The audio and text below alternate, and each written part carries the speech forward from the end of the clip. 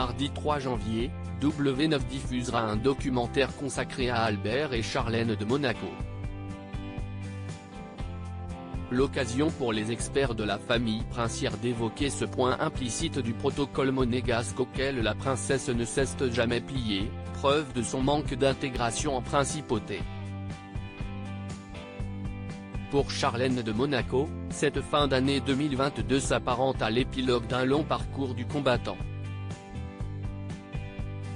L'épouse du prince Albert aura en effet passé des mois particulièrement éprouvants, bloquée en Afrique du Sud en pleine pandémie en raison d'un problème orale. La princesse aura fini par quitter son pays natal, mais aura observé une longue, très longue période de repos à son retour en principauté. Il aura fallu attendre l'été 2022 pour la voir revenir sur le devant de la scène aux côtés de son mari, qui confiait cependant en novembre dernier que ses soucis de santé n'étaient pas encore derrière elle. Elle est fatiguée par moments, il faut lui laisser encore un peu de temps pour se retrouver et prendre d'autres engagements. Mais elle les prendra, confiait son Altesse à Monaco Matin. Charlène est pourtant bien de retour aux affaires et n'a d'ailleurs pas manqué d'imposer de nouvelles règles à Stéphanie et Caroline, comme nous vous le révélions le mois dernier.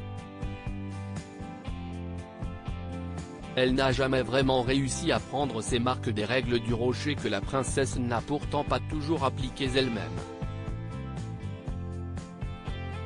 Dans un documentaire consacré au couple princier et diffusé le 3 janvier prochain sur W9, les experts de la famille princière évoquent en effet son apprentissage difficile.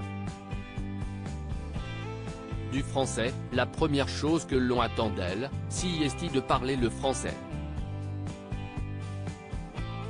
Si est-il la langue officielle à Monaco. Or, elle va continuer à s'exprimer en anglais, explique l'un des experts au sujet de la Sud-Africaine. Albert aime parler anglais, j'imagine que dans le privé, il parle plus anglais avec Charlène que français. Donc Charlène ne fait pas énormément d'efforts pour maîtriser la langue française, précise un autre. Si la maman de Jacques et Gabriella a fini par se mettre à la langue de Molière, il voit dans ses difficultés le signe d'un certain inconfort. Certains ont voulu y voir la preuve de son inconfort, de son malaise, dans un rôle dans lequel elle ne se sent pas toujours bien.